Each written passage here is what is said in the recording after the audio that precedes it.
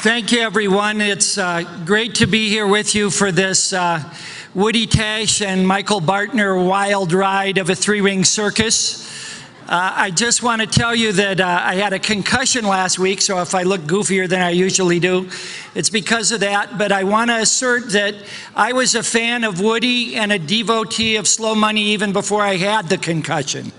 Okay? And oddly enough, I'm just as enthusiastic about it now.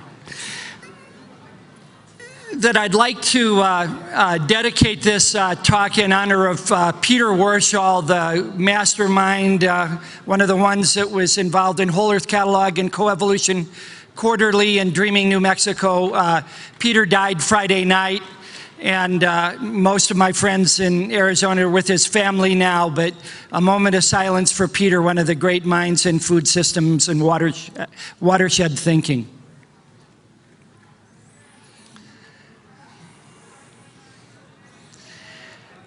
I want to talk about the kind of work that Peter worked with watershed restoration and put it in terms of foodshed restoration. All of you, in one way or another, are working on restoring food chains and restoring food sheds and restoring food systems that have been damaged over the last century and bringing them back to health. And what I feel that we've learned from this last panel is that we've lost the ecological and cultural relationships upon which healthy food systems were built, largely because we replaced them with temporarily cheap carbon and water.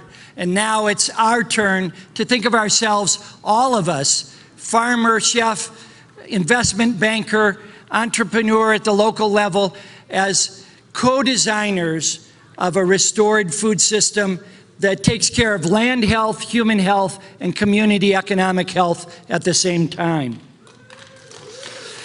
So what we're talking about is a vision of a slow money style design for food chain restoration that curbs the extinction of those ecological and cultural relationships that the last panel built on. The intergenerational relationships in Winona's community, the ecological relationships in the soil that we heard about from several speakers, upon which all our food is based. What brings us our daily bread is not just the farmer, but the food microbes in the soil, the pollinators, and everyone in that food supply chain, plant, animal, mineral, or human.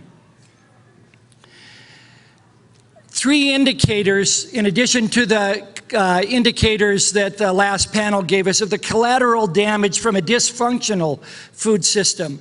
First of all, most farm workers and short order cooks in my state are the ones most likely to be on food relief. Even though they bring us our daily bread, whether at the end of the food supply chain, handing the plate to us, or whether they're in the field picking the crops, their families are most likely to need food relief from soup kitchens, food banks, or SNAP programs of the USDA. And how can we talk about food justice when farmers and farm workers together still only get 6 to 15 cents of every dollar spent by on food by consumers?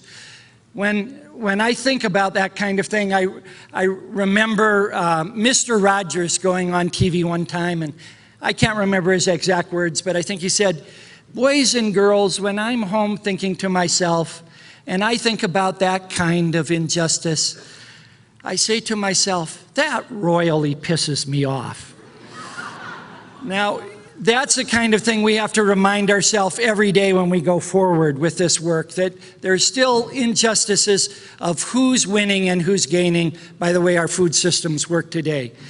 And many people have talked about that we're losing land, but we're also losing the potential fertility that we can build back into the land because we're still throwing 40% of our food into methane-generating landfills around this country.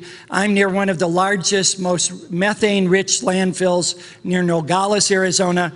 60% of our winter produce comes through that single port of entry in the winter to feed America, and 675 tons, some of it of still edible produce, get thrown in landfills each year there, and we're out to do something about that.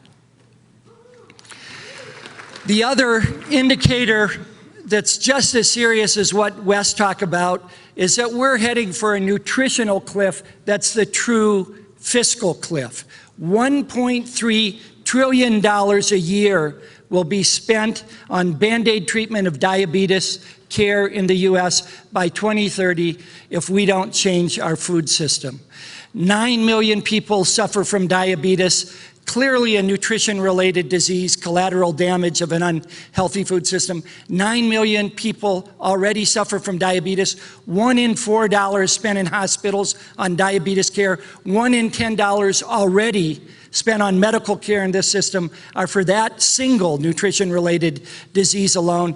And the growth curves for diabetes are skyrocketing, not only for Winona's people, Hispanic Americans, Black Americans, all Americans.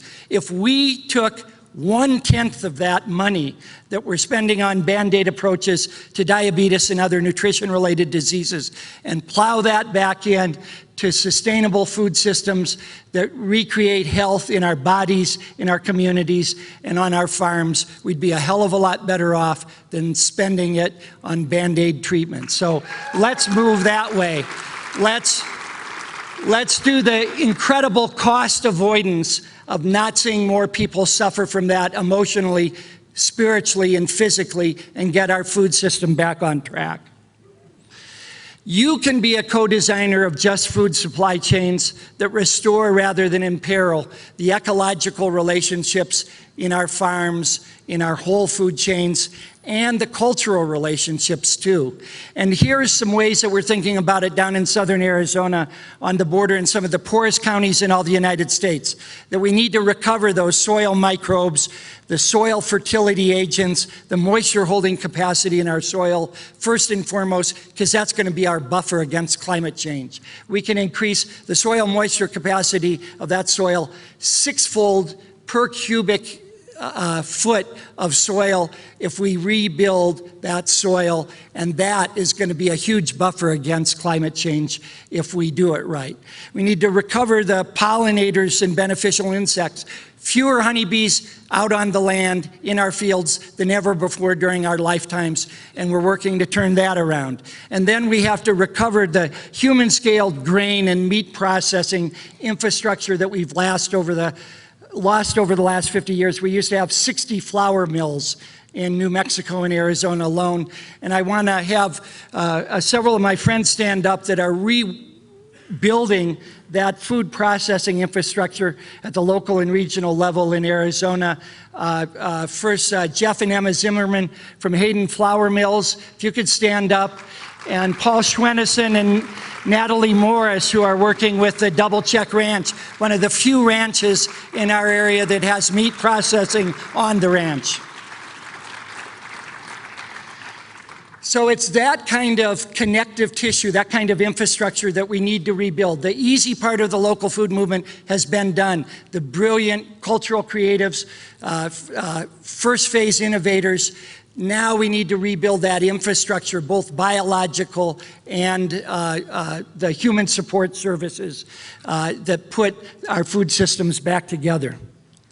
To do such work, we not only need biodiversity in the fields and in the soil and the kind of cultural diversity that Winona has so strongly championed back in our food systems, but we need structural diversity for food financing. And I think this forum, what Slow Money has done from the start, is the primary forum for having that message spread throughout the country. We've been talking about seed diversity for 30 years, about food justice and cultural diversity for nearly as long.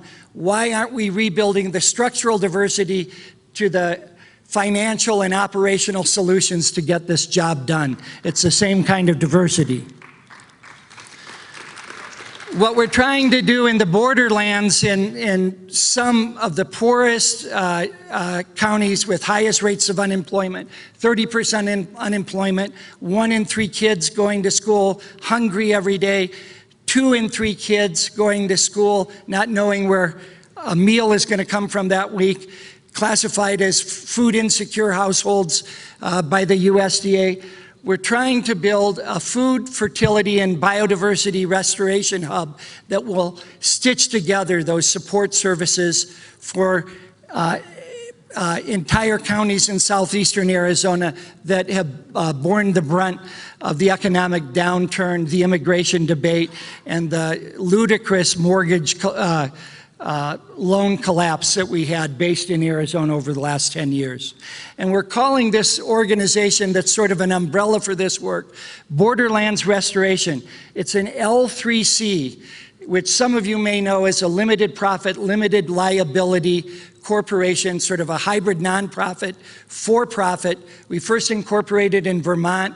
They've been the lead state on this financial or structural strategy. And then we had to have the dry hate state of Arizona bless that incorporation. And now we're up and rolling, and we're rolling out our first 3 contracts for about $1.5 million of work over the next 3 years in this kind of food chain restoration. After completing a $2.5 million land deal that we're in the process of, we're hoping to repay loans through co-locating 9 green micro enterprises that'll create about 50 new green jobs. 4 of those micro enterprises already exist. They're in incipient stages, but what we're trying to do is bring them together with other ones to build an entire package to get this work done. And I won't go through each of those components. You can ask me about them later. But it's, again, functioning both on rebuilding the ecological services and the human workforce capacity from teenage level on up through retired people in our county that can do that work rather than bringing people in from outside regions or thinking that we can just do this from think tanks in cities. We're funding this work for this Foodscape Hub with almost $1 million of local investments, angel investors in our own communities. I have to give Woody credit for jump-starting that discussion in our community. 150 people showed up for him in a town of 800 when he came a year and a half ago. That's a pretty good majority when you have most of the adults in a community paying attention to Woody Tash for a full day of discussion. $1 million from government and nonprofit land conservation trust funds, and $500,000 from foundations with program-related and mission-related investments. So we're trying a diversified portfolio of income and equity generation that is possible through that L3C. I'm not saying that an L3C is the answer to everything. What's key is making sure that we have a diversity of structures like that, and relocating and co-locating these micro-enterprises so that we can get multiple products that help cross-reference the different activities there. And including Youth Corps and Earth Care Youth Corps from the very start, and rebuilding the food-producing watersheds of our area. To do this work, we all need to ask the following questions as co-designers of more just food systems. Where are the needs most critical? We can all do fantastic work, but are we addressing them in the communities and portions of our communities with the greatest need? Who benefits and who gets behind? And are we building community, not just soil? And I'd like to leave you off with one final question that's from Coming Home to Eat that I think matters about how we personally devote our work to this. What's our guiding drive to do this, each and every one of us? Just what exactly is it that we want to have roll across our lips over our tongues, down our throats, to slide to a brief halt in our bellies, to mix with the myriad microbes, to be transformed in our guts, to surge into our bloodstreams, and to be lodged in the very cells of our own being. What do we want to be made of? What do we claim as our tastes? And what do we want to taste like when we, in turn, are eaten by others? Thank you very much. God bless you.